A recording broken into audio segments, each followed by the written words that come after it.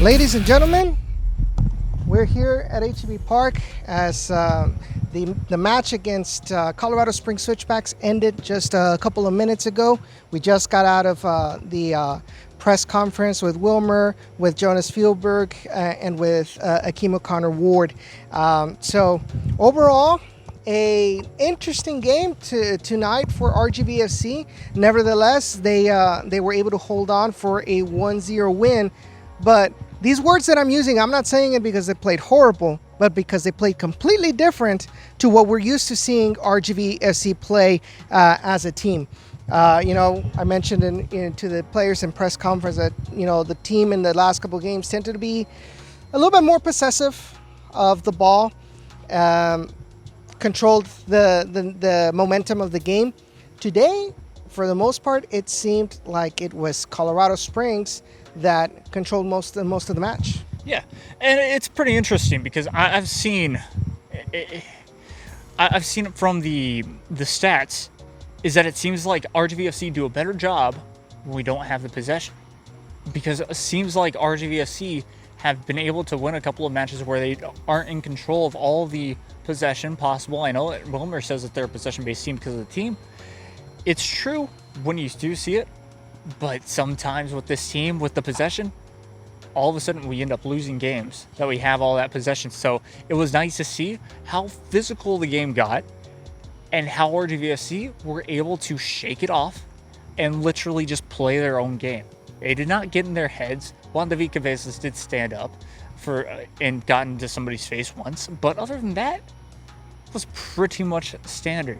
And it was nice, even without having that possession, somehow, some way, they weren't afraid of getting down and dirty and being able to clear some balls out of their own end, and only allow Colorado Springs to have maybe 2 more shots this half, which was insane. The first half, they only had 2, which was nice. Only 1 on target. So a lot of them weren't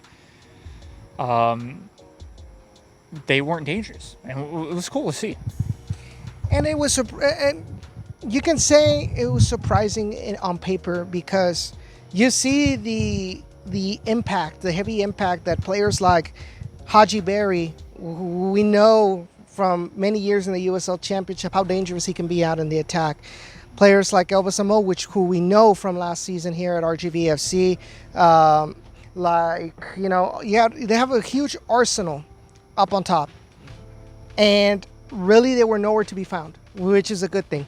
The way the defensive line held themselves together the whole game. Jonathan Ricketts, we talk wonders about him most of the time on the podcast, and of course, on these kind of videos as well. He had an awesome game today. He actually missed a goal scoring opportunity, but we know that his primary objective isn't to score goals. It's to defend, and he did that tremendously tonight. Wahab Akwe, completely instrumental, to nullify Colorado Springs out in the center, taking care of the crosses, taking care of shots from outside the box. Frank Nadarse was my surprise. I've talked crap about Frank Nadarse for I don't know how long this season, and today he actually stood up to the challenge and helped the defense stay together. He actually had some good stops, especially in the second half, where I was like, and I told you, right, I was like, damn, Nadarse's having a good game today. So he's making me eat my words, and I ain't complaining, honestly. Yeah. Finally. And I said this to you as well, which was pretty cool, looks like all he needed was more minutes to show what he could do, because he started off slow. Let's be honest, he was not the best at the start of the season. All of a sudden this game, he's the best we've ever seen him. He defended very well. I don't know what happened in practice to where he's at this level. We're playing against one of the number 1 teams in the Western Conference, or almost number 1, basically. Yeah, the offense. And so it really helps there time and time again in playoffs, because, they got a great home field advantage with being up in the mountains. But besides that, coming on the road and being able to win. Last year, we're talking about the saddest game from RGVFC, one of the saddest games from RGVFC, at least for the 2020 one season. Maybe I'm talking about 2020, but it doesn't matter. 5-1 is not something to be proud of. And all of a sudden you come back and defend your home 1-0 with players that weren't necessarily on the roster the year before, and including one player that's playing against you that was on the roster last year too. So it's just a whole different team, and it's great.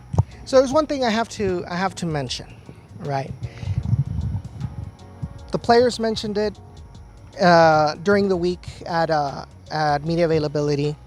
They talked. It was, if I recall correctly, it was Akeem O'Connor-Ward and even Christian Pinzon. They talked about we need to focus on ourselves and how we can control the match, and we're not focused too much on what the offense does. Wilmer Cabrera has said it many times in previous post-game press conferences. Tonight, we did not see that. We saw a team that adapted to itself to the strengths of Colorado Springs Switchbacks and nullified them. And Wilmer Cabrera said it himself. He said, we studied Colorado Springs attack, with a magnifying glass. And we adapted our play style. We knew that if we try to play offensively, we try to play with possession of the ball, if we try to give them spaces, they were going to eat us for lunch. Today, it was more of, here's the ball. Let's see what you can do. We'll try to contain, and we'll try to get you on the counterattacks. And that's exactly how it all went through. Unfortunately, unlike the game against New Mexico United, players like Christian Pinzon, like Jonathan Ricketts, when they had opportunities in front of goal, they weren't able to put him in the back of the net. This could have easily been 3-0, 4-0, easily. There was one play by Christian Pinzon in the second half where he was right in front of goal. And I'm not saying this to be mean, so maybe I shouldn't say it, but right in front of goal, and somehow it bounced right in front of him. You have to remember that this field got rained on today. It held on pretty well, honestly. But something strange happened that he couldn't get a clear touch on the ball right in front of goal, and he skied it. But overall, I feel like this is a huge statement win for RGVFC to the rest of the Western Conference, that right now they are a force to be reckoned in. And if they make it to the playoffs with this momentum, watch out. Exactly. This is what you want. This is what you need as a team. We are big NASCAR fans. We are big sports fans in general. And we know right when you're about to get to the playoffs, you want to be as hot as can be. Because that's when you're at your best. That's when you're at your best. The San Antonio Spurs, for the longest time, right at that time,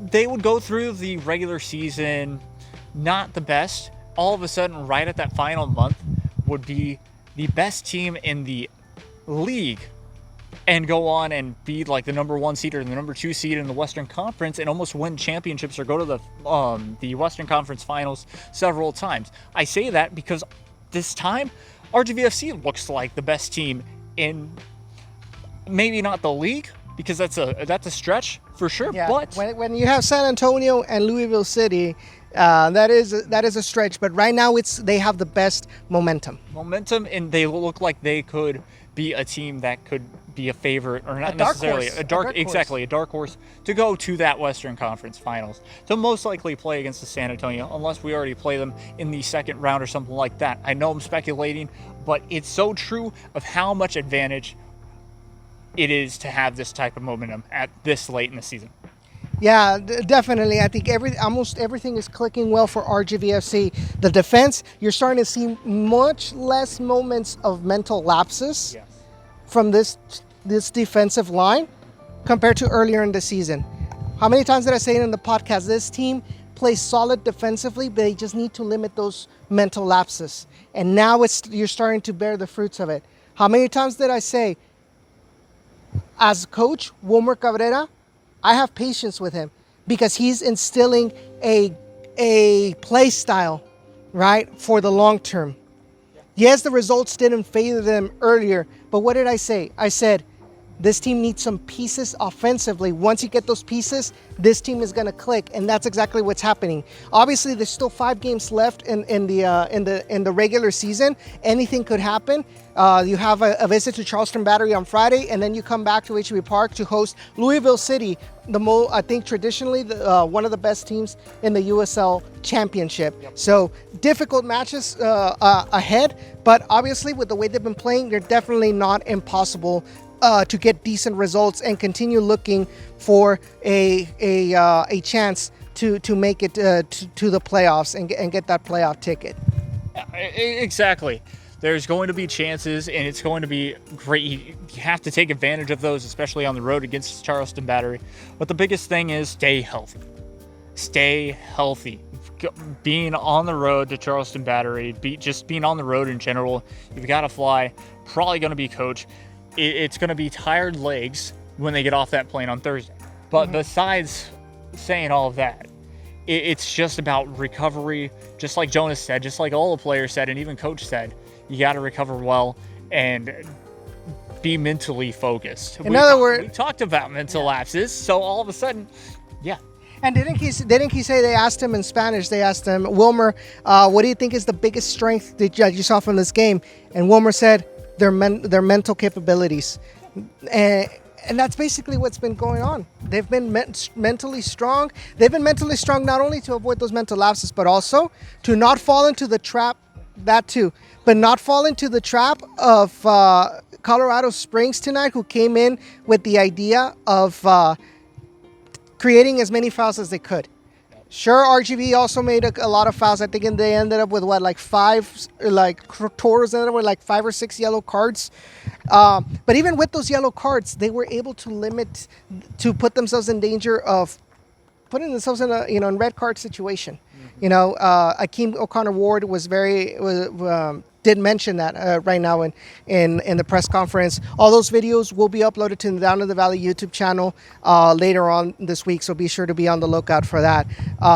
But before we wrap it up, number one, going back to what you were mentioning, I did want to make a remark about staying healthy. It's very imperative for the Toros to not blow any power steering pumps or blow their engines like Joe Gibbs Racing. Kyle Busch. Joe Gibbs Racing. 2311. True. That's true, but I think. Anyways, we went off topic. So, but on a serious note, Jacob, who's your man of the match tonight? Man of the match. I mean. So it's a not combination, but I'd say it was a choice between two. Do I want to pick offense or do I want to pick defense? One person got a shutout and another person got a goal. So who do you want to pick? I'm an offensive guy. I have to go against Tyler Derrick, sadly, but I would say Jonas because he scores the goal. He scores the winning goal, to be exact. And even though Tyler did a phenomenal job on the defense, there wasn't a lot that came towards him. There was more of the back line in general had to be on their toes the whole time. But again, you get that goal, you get the 3 points, you're in 7th place now. Jonas finishes it off with a beautiful shot. In the back of the net it goes. Yes, it could have been, like we said, like we are also going to say on Wednesday most likely, could have been 4 freaking goals. But it's going to be that one goal, and it's going to be remembered by Jonas scoring it. So Jonas being my man of the match because of exactly that. For me, my man of the match has to be Wahab Akwe. I think Wahab Akwe held it down really, really solidly in the defense. Like I mentioned earlier in this video, he had a lot of, to me, he had a lot of blocks, a lot of interceptions, a lot of clearances. He was out there and leading and commanding that defensive line and be able to get Frank Nadarcy at the same page as the rest of the squad. Also added to the fact that they were able to adapt real well when they went with the line of 5, with Eric Pimentel. And I think it's fair to say that we have to give some credit to Wilmer. Oh, for sure. We criticized about his substitutions. We criticized him for not adapting to what's going on in the game. Today he made the correct moves, bringing in the line of 5 with Eric Pimentel, being able to make the substitutions when needed. When you saw Jonas Fjellberg, tired, because remember, it's for the most part, it takes a lot more energy running behind the ball. In other words, not have possession, than when you have possession. So Jonas Fjellberg got tired. You bring in Frank Lopez. You freshen up the midfield with Chelo Martinez, with Juan Pablo Torres. A little bit more defensive moves. But even then, when you saw the desperation from Colorado, they were able to get some opportunities up on top. They didn't finish him. Yeah, unfortunately. But the fact that he was able to adapt, I have to give kudos to Wilmer Cabrera. And I think he's proving me as a doubter really wrong so far. Let's hope it continues for the rest of the season. And like I've said on the podcast, let's hope we can keep some continuity for looking forward to the 2023 season when we get to that point. Jacob, final thoughts? Yeah, I think a little bit of the same for years, especially with even just looking forward to 2023, let alone let's forget about playoffs for a second. Not only continuity, but yeah, consistency. Just bring back almost the same group. What's broke, or don't fix what's not broke. And he proved it tonight. He didn't change the lineup for the starting 11. You mentioned it, yes. Yeah, it was fantastic. And then, yes, in that second half, he's got to make some substitutions. And he's listened, or not necessarily probably listened to us, because we're just two stupid pundits. That's true. I ain't disagreeing with you on that. But it's nice to see he subbed players at the right time. There was a lot more yellow cards than we anticipated for RGVFC, but at that same time, it showed that they were also physical and weren't going to take crap from Colorado Springs. Everything that went well was good, and I'm looking forward to it.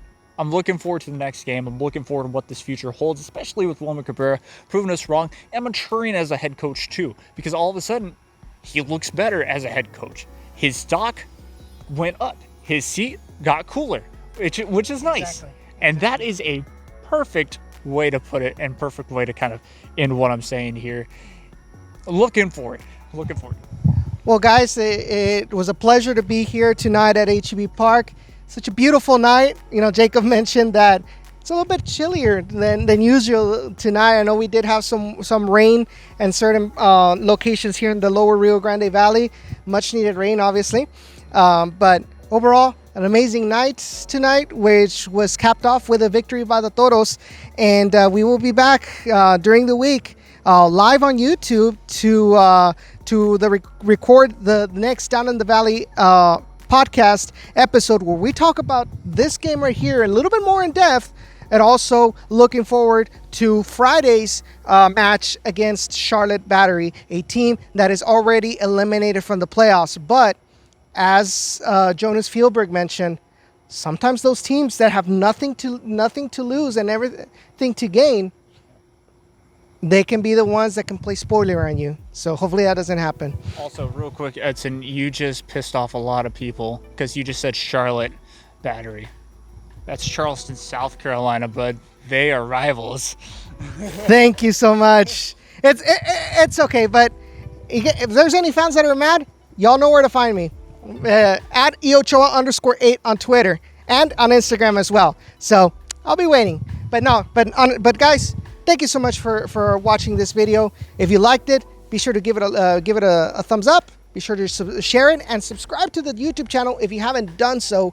And of course, follow us on all of our social media, and listen to the podcast on Google Podcast, Apple Podcast, Stitcher, Anchor.fm, TuneIn Radio, whatever your favorite podcasting platform is. Down in the Valley podcast is there, where we talk everything related to RGVFC. In fact, we might be the only podcast in the Valley that talks about the Toros.